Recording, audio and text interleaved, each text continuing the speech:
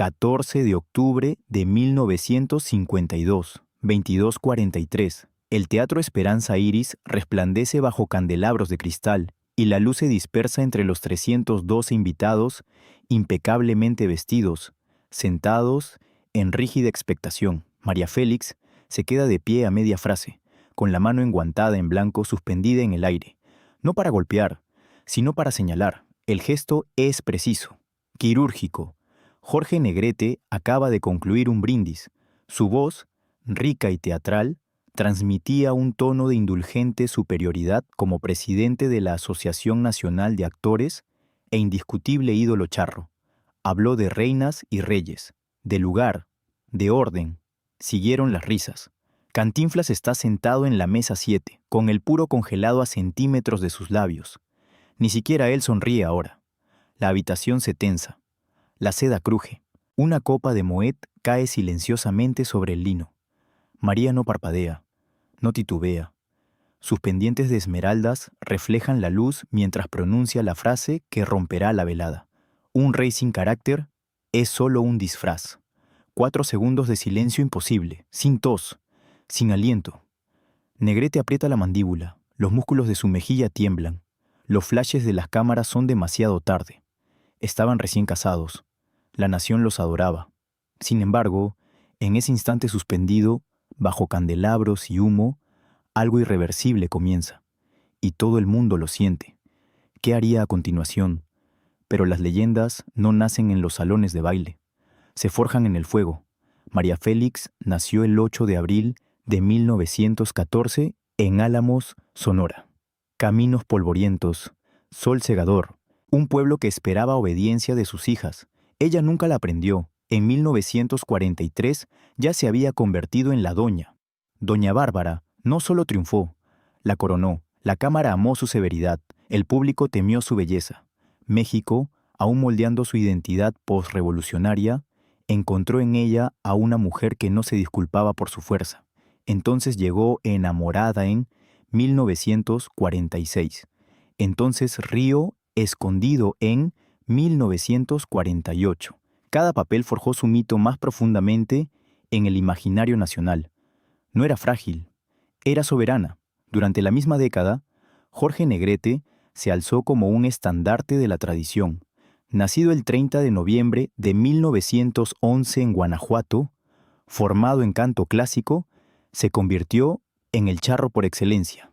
Su voz de "En Ay Jalisco, no te rajes" tronó a través de cantinas y ondas de radio. Él encarnaba la disciplina, honor, carácter de nación. En 1952, como presidente de la Asociación Nacional de Actores, era más que un actor. Él era autoridad. Y luego estaba Cantinflas, Mario Moreno, el hombre que defendía a los pobres y burlaba a los poderosos. Conectó clases con un humor afilado como una cuchilla envuelta en terciopelo. La industria que las albergaba prosperaba. Bajo el impulso modernizador del presidente Miguel Alemán, el cine mexicano exportaba sueños a Latinoamérica y España. Los estudios de la Ciudad de México funcionaban día y noche. Sin embargo, bajo el glamour se escondían rivalidades, conflictos sindicales, egos heridos y un código rígido sobre cómo debían comportarse las mujeres, sobre todo las famosas. María representaba la autonomía, una mujer que elegía a sus amantes, sus guiones, su imagen. Negrete representaba el orden, un hombre criado en la precisión militar y el orgullo nacionalista. Su matrimonio, en octubre de 1952, se anunció a las 11:15 de la mañana rodeado de 847 simpatizantes y 23 fotógrafos. Los periódicos lo llamaron la unión de dos imperios. Fue también el choque de dos temperamentos. Todos predijeron pasión, pocos predijeron confrontación. Lo que la mayoría desconocía, lo que las cámaras nunca captaron, era cuánto detestaba María la humillación pública. Años antes, en un camerino abarrotado, con la pintura descascarada y una grieta de 18 centímetros en el espejo, había jurado no volver a doblegarse ante la burla. Para ella, la humillación no era un juego, era la guerra. Así que, cuando el brindis de Negrete rebosaba de indulgente superioridad, bajo las lámparas de araña de la Esperanza Iris, tocó algo antiguo, algo forjado mucho antes de la fama. Para entender por qué su voz sonó tan limpia aquella noche, debemos remontarnos al primer momento en que aprendió que la dignidad no estaba dada, fue tomada, y ella había jurado que nunca más se lo quitarían. Para comprender su furia, debemos viajar hacia atrás. Guadalajara, 1939. Una pensión estrecha en la calle López Cotilla. Habitación número 4B. Eran las 6:12 de la mañana. Había llovido antes del amanecer, dejando un olor metálico en el aire que se filtraba a través de las delgadas contraventanas de madera. María estaba frente a un espejo con una grieta de 18 centímetros que partía el cristal en diagonal. El polvo flotaba en la tenue luz de la mañana. Tenía 25 años, recién separada de Enrique Álvarez, sin aplausos, sin cámaras, solo silencio y un latido que podía oír en sus oídos. Ella miró su reflejo fracturado y susurró: «Nunca me van a ver de rodillas, nunca de rodillas». Las palabras no temblaron, se asentaron. Sobre el pequeño tocador había una carta fechada el 3 de marzo de 1939. Fernando Palacios la había escrito él mismo. La había visto en Ciudad de México meses antes. Creía que su lugar estaba en la pantalla. El sobre aún olía ligeramente a tinta y tabaco. Era una invitación, un riesgo, una puerta. Tras ella, el pasillo crujió. Doña Candelaria, la casera de trenzas plateadas y mirada penetrante, ya había empezado a barrer. Se detuvo en la puerta de María y le lanzó una advertencia sin malicia. «La belleza se desvanece», dijo. «El orgullo deja cicatrices. El mundo perdona a las mujeres bonitas, castiga a las orgullosas». María no dijo nada. Sus dedos rozaron el sencillo anillo de oro que aún llevaba. No eran esmeraldas, no eran serpientes, solo una fina banda que se sentía más pesada de lo que parecía. Un recordatorio del amor que la había confinado, de las expectativas que había superado. El metal estaba frío contra su piel. Afuera, un carro de leche traqueteaba sobre los adoquines mojados. Un gallo cantó demasiado tarde. La ciudad se movía sin importarle quién ascendería o caería ese día. Observó su reflejo de nuevo. La grieta del espejo le dividía el rostro en dos, un lado suave, el otro severo. Ella eligió lo severo. Fernando Palacios recordaría más tarde que sus primeros años como modelo la transformaron. Los fotógrafos vieron su estructura ósea. Él, su rebeldía. La Ciudad de México la puliría. El cine la magnificaría. Pero en esa estrecha habitación, antes de que la fama la alcanzara, María forjó algo mucho más perdurable que la belleza. Ella decidió que la dignidad sería su armadura. La risa pública la heriría más profundamente que una traición privada. Una broma a su costa sería más dura que una crítica. Aceptaría el fracaso, soportaría el exilio, pero jamás permitiría que la menospreciaran ante testigos. El voto se asentó en ella como hierro. Dobló con cuidado la carta de Palacios y la guardó en su bolso. El espejo agrietado captó un último destello de luz mientras el sol ascendía. Por un instante, pareció un rayo atrapado en un cristal. Ella se alejó de ello. Enderezó la columna. Esa promesa la seguiría a la Ciudad de México, a sets de filmación, a estrenos internacionales, y finalmente llegó a casarse con un hombre que había sido aplaudido toda su vida. Ese juramento no se desvaneció. Viajó con ella. La Ciudad de México recibió a María Félix como un sol naciente. Los estrenos en el Cine Orfeón se convirtieron en coronaciones. Los flashes estallaron en violentas explosiones blancas. Los fotógrafos gritaron su nombre unos a otros. La multitud se apretujaba contra las cuerdas de terciopelo, desesperada por verla. Ella se movía con gracia mesurada, la barbilla en alto y la mirada impávida. A mediados de la década de 1940, era intocable. Los directores luchaban por mantener su presencia. Los productores reescribían guiones para adaptarlos a su figura. Su solo nombre garantizaba teatros llenos desde Veracruz hasta Buenos Aires. Durante esos mismos años, Jorge Negrete dominaba los escenarios con su atuendo de charro, con botones plateados que brillaban bajo las luces del teatro. Cuando cantaba, plazas enteras enmudecían. Su voz transmitía disciplina, nacionalismo y orgullo. Representaba el orden en un país que se reconstruía a través de la cultura. El público lo adoraba. Cuando se conocieron en París, a principios de 1952, en un café cerca de los Campos Elíseos, a las 17:40, los testigos recordaron la electricidad, dos imperios reconociéndose. Su noviazgo se desarrolló entre terrazas europeas y galas en Ciudad de México. Rieron a carcajadas. Discutieron en voz baja. La prensa seguía cada movimiento. Se casaron el 18 de octubre de 1952. Las cámaras dispararon 127 veces en menos de 3 minutos al salir de la ceremonia civil. Los periódicos la proclamaron una unión de fuerza y canción, pero incluso en la cena de ensayo, 3 noches antes, la tensión se atenuó. Negrete levantó una copa y bromeó sobre finalmente domar a la doña. La risa se extendió entre los 64 invitados. María sonrió, perfecta, controlada. Sin embargo, su mirada no se suavizó. Los productores vieron una oportunidad. Una alianza matrimonial significaba seguridad en la taquilla. Los líderes sindicales murmuraban sobre la consolidación de poder dentro de la ANDA. Los titulares especulaban sobre el orden de facturación. ¿Qué nombre aparecería primero en los futuros carteles? Los aplausos empezaron a sonar como competencia. Cantinflas se movía entre ellos como un diplomático amable, ofreciendo humor para suavizar las tensiones. Bromeó con Negrete por casarse con un huracán.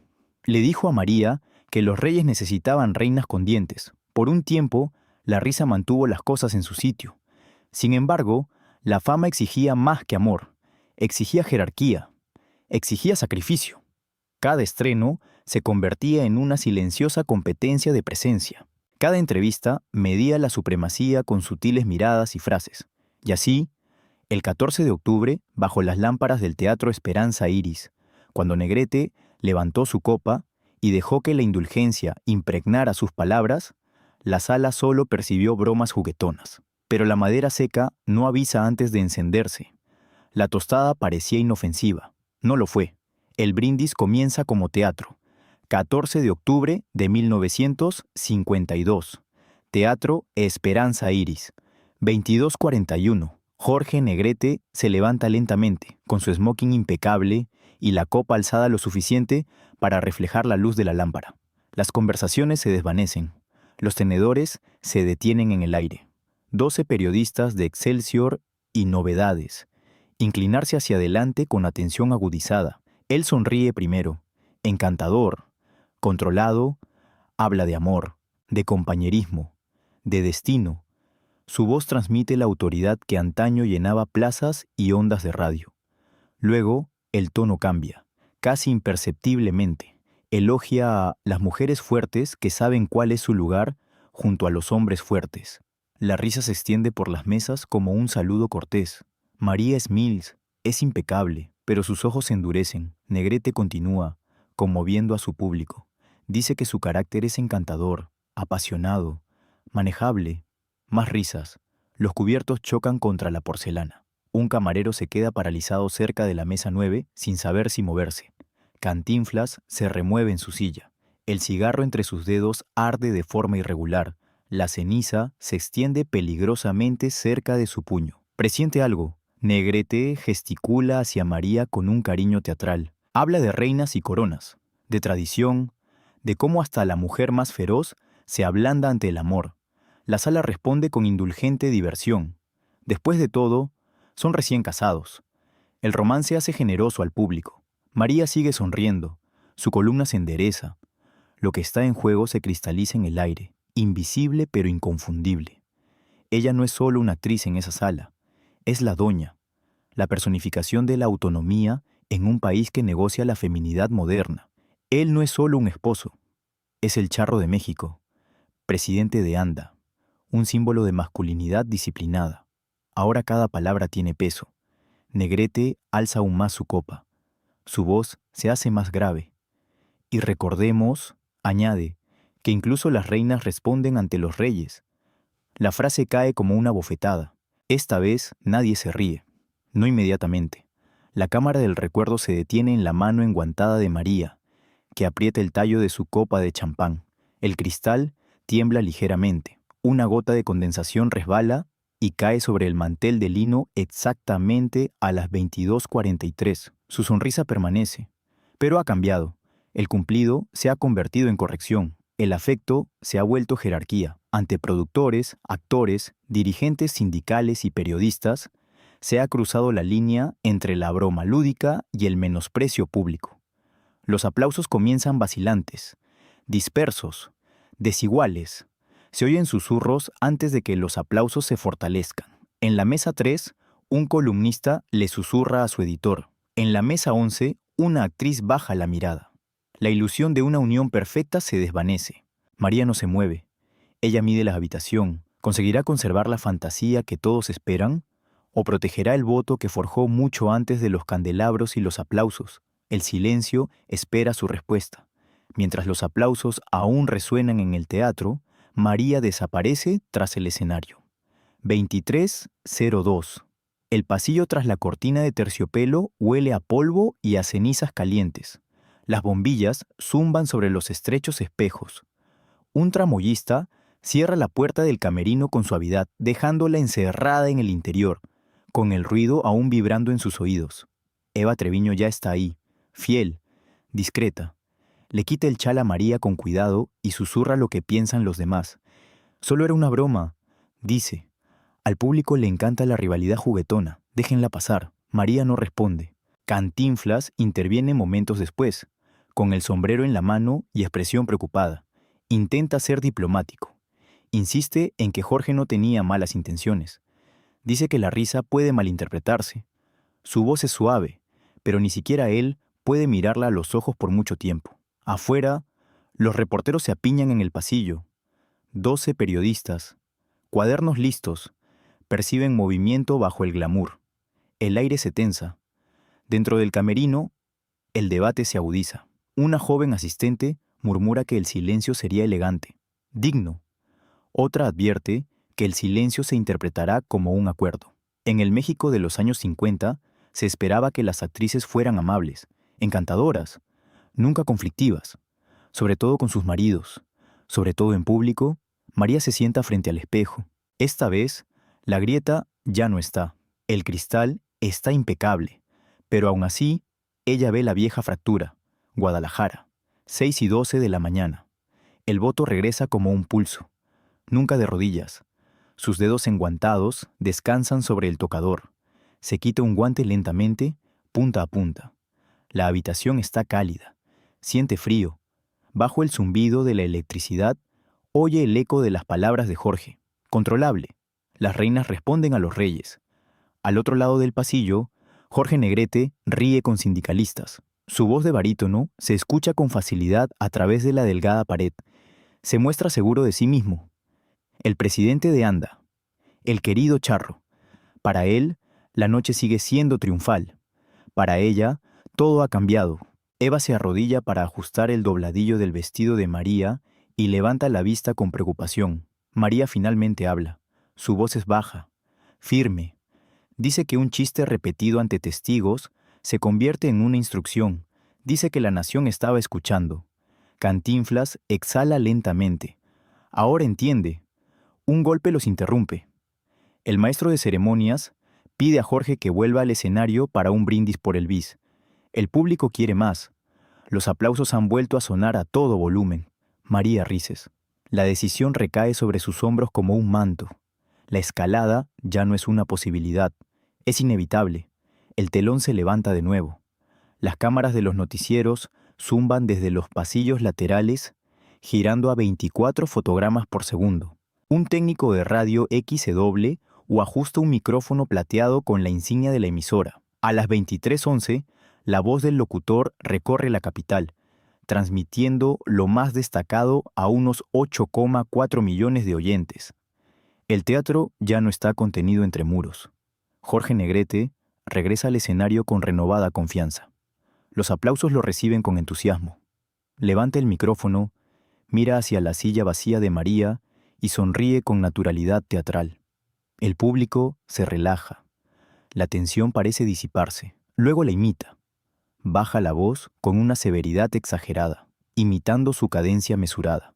Arquea una ceja en señal de parodia. La risa estalla, ahora más fuerte, más libre. El chiste cobra más fuerza. En la mesa 12, una joven actriz llamada Lucía Herrera baja la mirada hacia su regazo. Le arden las mejillas. Ya había oído imitaciones similares de directores que lo llaman encanto. Conoce el mensaje que se esconde tras el humor. En todo México, el momento se extiende. En una cantina de Guadalajara, unos hombres hacen una pausa en medio de una partida de dominó mientras la radio crepita con la imitación de Negrete. En Puebla, una costurera llamada Clara Méndez deja de guiar la tela bajo su aguja. En Monterrey, dos taxistas se acercan al altavoz del tablero, sonriendo con incertidumbre. La risa se transmite por cables y ondas de radio, moldeando la percepción en tiempo real. María se encuentra al borde del telón, invisible para la mayoría. Las luces del escenario proyectan un brillo dorado sobre el suelo. El olor a terciopelo caliente le llena los pulmones. No solo oye las risas del teatro, sino también su eco más allá. Este ya no es un intercambio privado entre marido y mujer. Es instrucción, una lección transmitida por todo el país sobre la jerarquía, sobre cómo incluso la mujer más fuerte puede ser reducida a una caricatura para obtener aplausos. La injusticia se agrava. Ya no le pertenece solo a ella, le pertenece a cada mujer que la escucha. Cantinflas percibe el cambio. Su sonrisa se desvanece. Mira hacia los bastidores donde María está de pie, con las manos fuertemente entrelazadas. El testimonio colectivo se multiplica. La nación observa, la industria escucha, la historia registra. María alisa la tela de su vestido, presionando arrugas imaginarias. La seda se siente fresca bajo sus palmas. Su respiración se tranquiliza. La decisión ya está totalmente tomada. Ella no permitirá que la lección perdure. Sin dudarlo, ella da un paso adelante, y el teatro la siente venir. La resolución privada se convierte en movimiento. María se vuelve hacia Eva Treviño y solo le dice 4 palabras. Abre la cortina. Sin temblor, sin vacilación. El terciopelo se abre con un susurro bajo y deliberado. Una luz cálida se derrama sobre su rostro. El escenario se siente más caluroso que antes, denso por el humo del tabaco y el perfume. La orquesta, a media frase, flaquea cuando los músicos notan su silueta. Ella da un paso adelante. 1, 2, 3. Sus tacones golpean el suelo de madera a un ritmo mesurado. 7 pasos en total, cada uno deliberado, cada uno definitivo. Cantinflas la ve primero. Abre los ojos de par en par. Se inclina ligeramente hacia los bastidores y murmura, casi suplicante: «María». La palabra se desvanece antes de llegar a ella. Ella no se detiene. La sonrisa de Negrete, antes espontánea, se desvanece. Por primera vez esa noche, la incertidumbre ensombrece su expresión. Se ajusta el puño, carraspea. El público lo percibe al instante. Algo está cambiando. El aire del teatro se siente denso, caldeado por las lámparas del escenario y la expectación. La seda roza la piel de María al caminar. El aroma a humo de cigarro persiste cerca de las mesas del frente. En algún lugar del balcón, un programa se resbala de las manos de alguien y aterriza suavemente contra la tapicería de terciopelo. Los expertos de la industria intercambian miradas. Los productores que hace un momento calculaban las cifras de taquilla, ahora calculan las consecuencias. Los líderes sindicales se sientan erguidos. 12 periodistas se inclinan hacia adelante de nuevo, con los bolígrafos suspendidos sobre el papel. María no tiene prisa. Ella no mira fijamente. Su estrategia se evidencia en la quietud de su postura. No competirá en volumen. No igualará rendimiento con rendimiento. Redefinirá el marco mismo. Donde él bromeó, ella lo aclarará. Donde él disminuyó, ella lo elevará. Ella llega al centro del escenario y hace una pausa. La orquesta baja completamente el volumen de sus instrumentos. El zumbido del sistema eléctrico del teatro se hace audible en el repentino silencio. Negrete permanece junto al micrófono, Negrete permanece junto al micrófono, sin saber si hacerse a un lado o quedarse. Por un instante, permanecen a centímetros de distancia. 2 leyendas iluminadas por el mismo resplandor implacable. María extiende su mano, no contundente, no dramático, simplemente inevitable. El maestro de ceremonias, sin darse cuenta de que la historia se balancea en la punta de sus dedos, retira el micrófono de su soporte y lo coloca en su mano enguantada. Él cree que está manteniendo el orden. En verdad, le está haciendo perder el tiempo. Y la nación se acerca más. El micrófono descansa en su mano. El tiempo se ralentiza. María observa la sala con calma deliberada. Los números de las mesas se difuminan en su memoria. 3, 7, 12. Rostros familiares la miran fijamente. Productores que financiaron sus triunfos, actrices que estudiaron su postura, periodistas con la compostura de un halcón. Cantinflas fuerza una sonrisa ansiosa, aunque tamborilea con los dedos sobre su rodilla.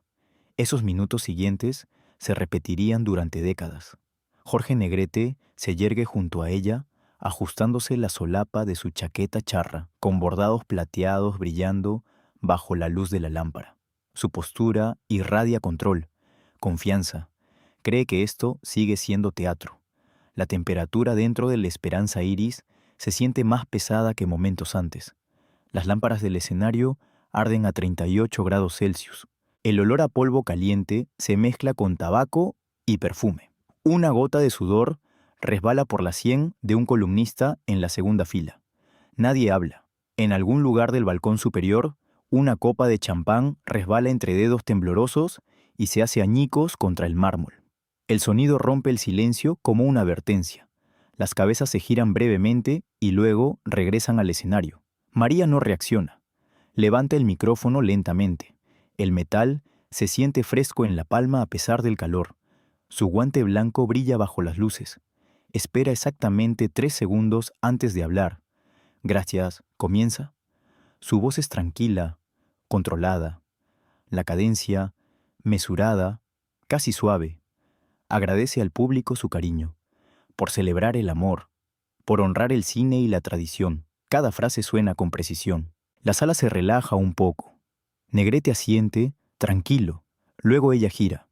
Ya que hablamos de reyes, las palabras quedaron suspendidas. La multitud se tensó como si una corriente invisible la hubiera golpeado. Los hombros se tensaron.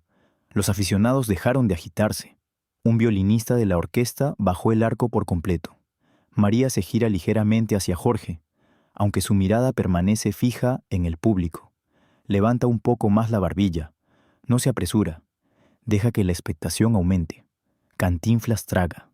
Todos en el teatro perciben que se acerca el límite. La línea entre la broma y el juicio. Entre el aplauso y el ajuste de cuentas. María inhales.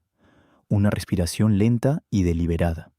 El sonido parece amplificado en el cavernoso salón. 40 candelabros brillan en lo alto, proyectando reflejo fragmentado sobre el mármol pulido y los rostros expectantes. Ella mantiene la inhalación durante un único latido suspendido. La línea decisiva espera detrás de sus labios, y toda la sala contiene la respiración con ella. Su respiración se libera. Jorge Negrete intenta suavizar el momento con una risa. Suena más fuerte de lo previsto. Artificial.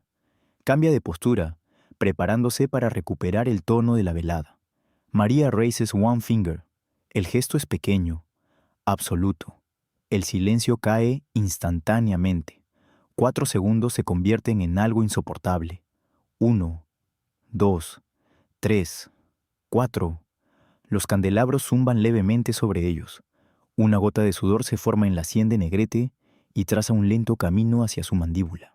Cantinflas se muerde el labio interior, con la mirada fija entre marido y mujer. María no mira a Jorge, ella mira a la audiencia. Un hombre que bromea sobre la dignidad de una mujer, dice, articulando cada palabra a la perfección. Olvida quién le enseñó la gracia. Las exclamaciones recorren la sala como el viento entre las hojas secas. Una mujer en la tercera fila se lleva la mano enguantada al pecho. Un periodista baja la pluma a media frase. Incluso la orquesta parece inclinarse hacia adelante. Ella no insulta su voz, no cuestiona su fama, no cuestiona su autoridad dentro de Anda. En cambio, cambia el eje por completo. Carácter, no talento. Respeto, no aplausos. La expresión de Negrete cambia. La confianza relajada se desvanece, reemplazada por algo más agudo. Cálculo. Orgullo herido en público. El público lo siente. Esto ya no es una charla juguetona entre recién casados celebrados. Es un juicio emitido con precisión quirúrgica. María permanece inmóvil, con el micrófono firme en su mano enguantada. Su tono nunca sube. No grita, no tiembla. El poder cambia silenciosamente. Los productores intercambian miradas fugaces. Los líderes sindicales permanecen rígidos. Cantinflas exhala lentamente, reconociendo que la noche se ha convertido en leyenda. María vuelve a hacer una pausa. El silencio ahora le pertenece. Ya no es vacío, es control. Negrete intenta otra sonrisa, más tenue esta vez. Se ajusta el cuello, pero su mano vacila. El público percibe el cambio. Sienten el peso del cambio incluso antes de comprenderlo del todo. María se gira ligeramente hacia él y luego pronuncia la frase que resonará en todo México. Jorge, dice ella con voz firme como una piedra, me casé con un caballero, no con una corona. La frase cae con una claridad devastadora. La sala se congela. Pasaron 4 minutos y 17 segundos sin una sola tos, sin el roce de una silla, sin el tintineo de un vaso. El ingeniero de sonido Roberto Mendoza juraría más tarde que podía oír el zumbido de los cables eléctricos vibrando dentro de las paredes. María permanece inmóvil. Ella no mira hacia otro lado. Habla de nuevo, no más alto, sino más profundo. Relata los sacrificios silenciosos que se exigen a las actrices, los ensayos que se extienden hasta el amanecer, las críticas disfrazadas de orientación, las sonrisas requeridas incluso cuando el insulto corta bajo la seda y el satén. Describe el ridículo soportado con serenidad, habla de la fuerza que se necesita para mantenerse firme en salas diseñadas para encogerte. Sus palabras no son teatrales, son precisos. Ella le recuerda al público que no se levantó de Álamos para arrodillarse ante los aplausos. No cargó con el peso de Doña Bárbara y enamorada a través de los continentes para reducirse a una anécdota encantadora. Reconoce el liderazgo de Jorge en Anda, su responsabilidad con los actores de todo el país. El liderazgo, insinúa, exige ejemplo. Luego ella se gira completamente hacia él. Si deseas una reina a tu lado, dice, aprende primero a arrodillarte ante el respeto. La línea detona, una inhalación colectiva. Luego, silencio de nuevo, más breve esta vez, pero intenso. El rostro de Negrete palidece. La fachada de Charro Seguro se resquebraja, aprieta la mandíbula, endereza los hombros. Por primera vez en años, permanece de pie sin dominar la sala. Desde el balcón, un solo par de manos comienza a aplaudir. Cantinflas. Se levanta lenta y deliberadamente y aplaude con ritmo mesurado, sin burla, sin exageración, reconocimiento. El sonido se propaga, una mesa, luego otra. Los aplausos caen en cascada como una lluvia repentina sobre el mármol. En cuestión de segundos, todo el teatro se pone de pie. Algunos aplauden con admiración, otros con alivio, unos pocos con miedo, pero todos comprenden que algo irreversible ha ocurrido. 40 millones afirmarían más tarde haberlo presenciado en directo, aunque solo una fracción escuchó la transmisión en ese preciso instante. El recuerdo amplió la audiencia, el mito multiplicó la multitud. Negrete permanece inmóvil, sus ojos escrutan el rostro de María en busca de dulzura, de concesión, no encuentra ninguna. Los flashes de las cámaras disparan frenéticamente, capturando solo fragmentos, su silueta contra la luz dorada, su perfil endurecido por la conmoción. Lo que las cámaras nunca captaron fue el breve susurro que se le escapó cuando se inclinó más cerca. María, no fue enojo, no fue una disculpa, fue reconocer que el equilibrio se había desviado sin posibilidad de recuperación. Bajo 40 candelabros, la masculinidad se redefinió sin que nadie alzara la voz. El poder no gritaba, se mantenía sereno y exigía dignidad. María baja el micrófono. No sonríe triunfante, no se regodea, simplemente le sostiene la mirada el tiempo suficiente para asegurarse de que el mensaje sea comprendido, no solo por él, sino por todas las actrices presentes en la sala, por todos los oyentes más allá de las paredes del teatro. Los aplausos continúan durante exactamente 89 segundos. Luego comienza a desvanecerse. Cuando el aplauso final se disuelve en el aire aterciopelado, la realidad regresa. y las consecuencias esperan entre bastidores. Cuando finalmente los aplausos se disuelven en murmullos dispersos, María se da la vuelta y se retira del escenario sin prisa. El aire detrás del escenario se siente más frío. El pasillo es estrecho, iluminado por bombillas desnudas que zumban débilmente en lo alto. Los tramoyistas evitan el contacto visual.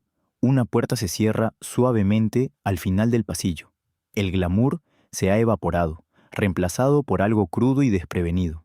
Jorge le sigue. Por un momento permanecen solos en el camerino. El ruido del teatro se reduce a una vibración distante. Se quita la chaqueta con precisión abrupta, doblándola una vez, luego 2 veces, como si el control pudiera recuperarse mediante un ritual. Su voz se escucha primero aguda, luego contenida. Le pregunta por qué eligió ese escenario, ese público. Le recuerda que es presidente de ANDA, que el liderazgo exige unidad. Su orgullo está herido, pero bajo él se esconde algo más. Reconocimiento, incluso admiración. María se quita los guantes lentamente, un dedo a la vez. Sus manos tiemblan, apenas visibles. La victoria tiene un precio. Coloca los guantes con cuidado sobre el tocador, como si se estuviera deshaciendo de una armadura. Su reflejo le devuelve la mirada, sereno, pero pálido bajo el polvo. Ella le dice que la unidad sin respeto es pura actuación. Le dice que la dignidad no se puede negociar en susurros después de haber sido menospreciada en público. Su voz se mantiene firme, pero el cansancio se filtra por sus bordes. Cantinflas entra sin llamar, cierra la puerta con suavidad tras él. Sus ojos se mueven entre ellos, midiendo el daño. Insta a la calma. Insiste en que la nación necesita que ambos se mantengan unidos. Dice que las leyendas no se fracturan fácilmente.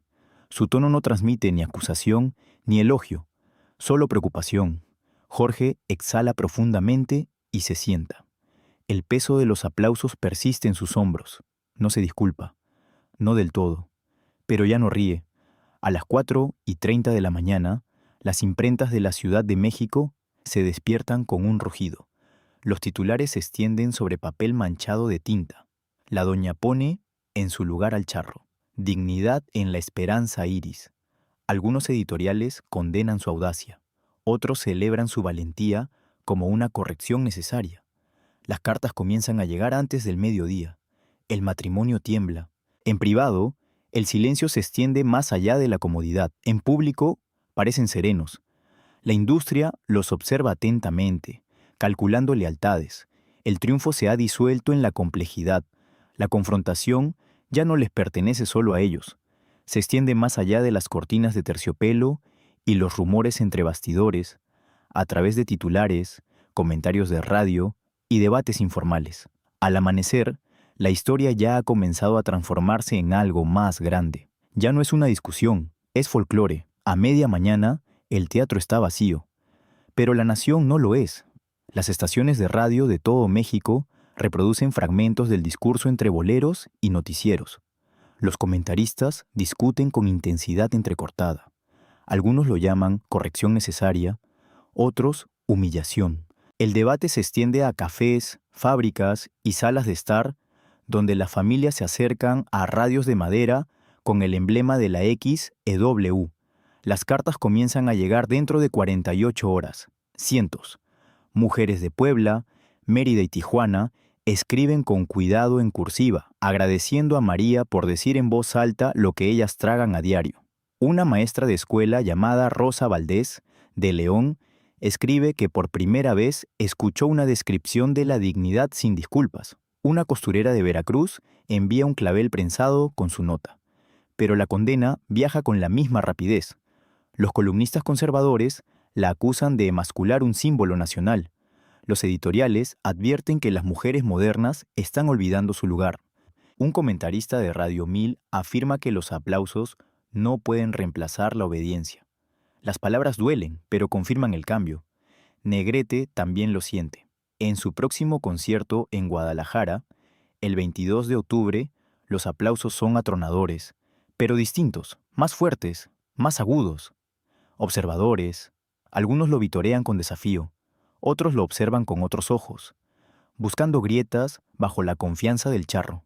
Canta con una fuerza inquebrantable, pero algo en la sala ha cambiado. La historia cruza fronteras. En Buenos Aires, La Nación publica una breve columna titulada La reina que no se arrodilla. En Madrid, una revista cultural menciona el enfrentamiento como evidencia de la feroz modernidad del cine mexicano.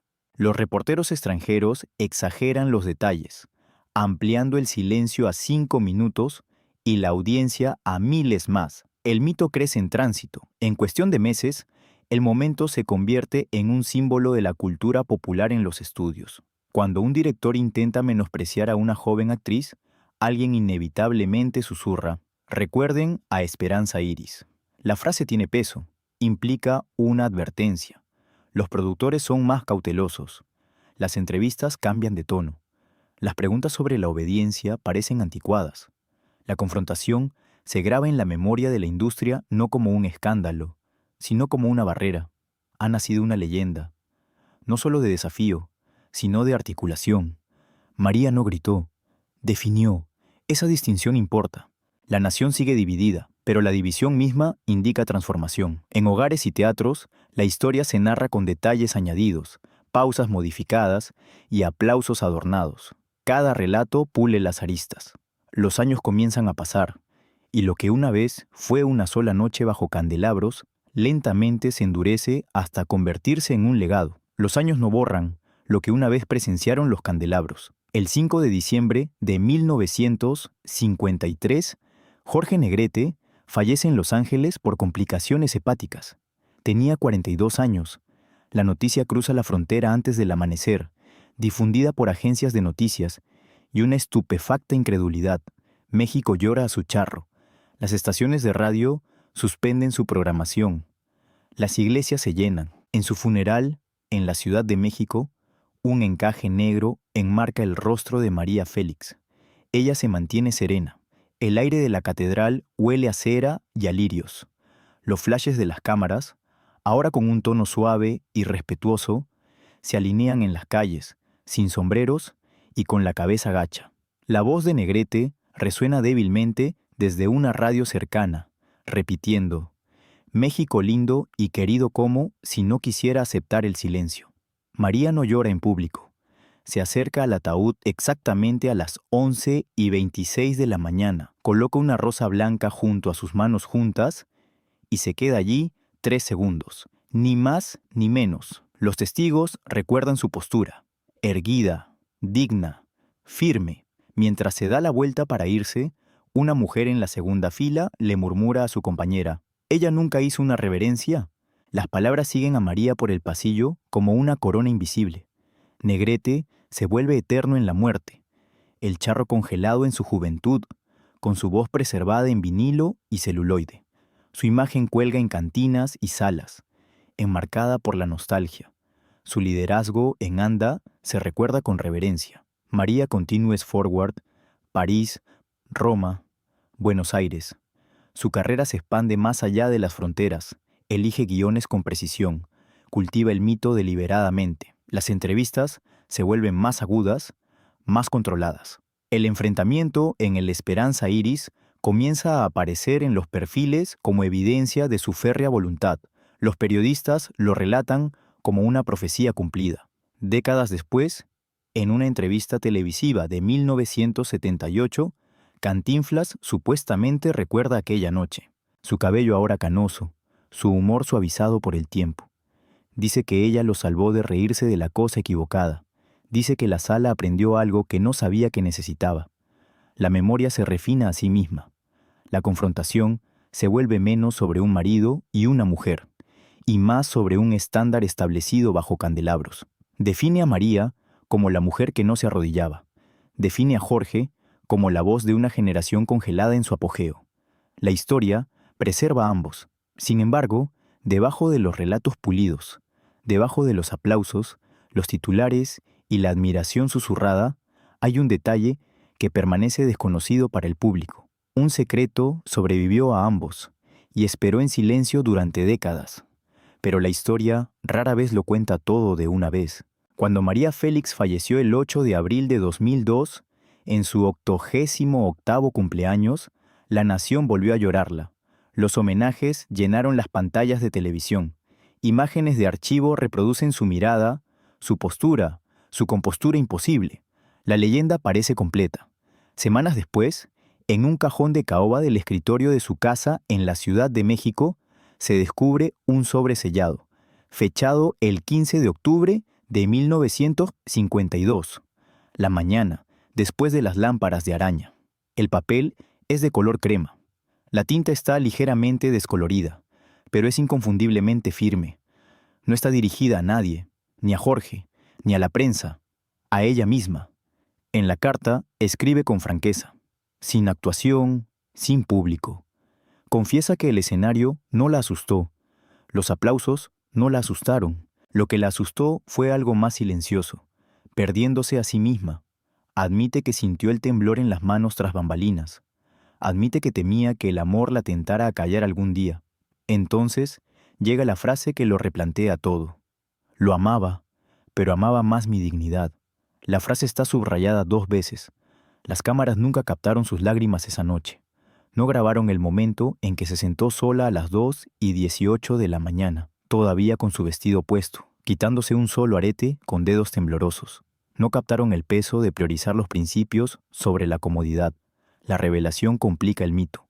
La fuerza no era la ausencia de miedo, era decisión a pesar de él. La mujer que permaneció inquebrantable bajo las lámparas de araña había luchado con la duda en las tranquilas horas posteriores.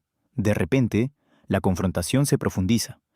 No solo desafío, no solo orgullo, se convierte en preservación de la identidad frente al amor y la expectativa. La carta está archivada. Los académicos debaten su autenticidad. Sus admiradores la citan sin cesar. Los críticos se suavizan. La leyenda permanece intacta, pero ahora respira. Porque la dignidad, aprendemos, no se logra sin esfuerzo. Está elegido y esa elección llega mucho más allá del cine. Desde un espejo roto en Guadalajara hasta los candelabros resplandecientes del Teatro Esperanza Iris, María Félix caminó una sola línea ininterrumpida. Ella nunca se dobló. Ella se definió a sí misma. El amor nos. Ella se definió a sí misma. El amor, nos enseñó, no es rendición, no es una jerarquía disfrazada de romance. El amor sin respeto es solo un drama de vestuario, hermoso a la distancia, vacío en su esencia. Su legado perdura porque la lucha perdura. En cada época, en cada hogar, en cada lugar de trabajo, la dignidad se pone a prueba. Las expectativas presionan, la risa disfraza la disminución, la tradición exige obediencia, y la elección vuelve. Cuando se pone a prueba la dignidad, el silencio es una opción, pero también lo es el coraje. Las lámparas de araña se apagan en el recuerdo. El escenario se vacía. Sin embargo, el eco de su voz permanece, firme e inquebrantable, recordándonos que la fuerza no requiere volumen, solo convicción. Si esta historia te conmovió, compártela con alguien que necesite recordar que el respeto nunca es negociable. Y cuéntanos, ¿qué otra leyenda de la Edad de Oro deberíamos descubrir a continuación? La historia está esperando.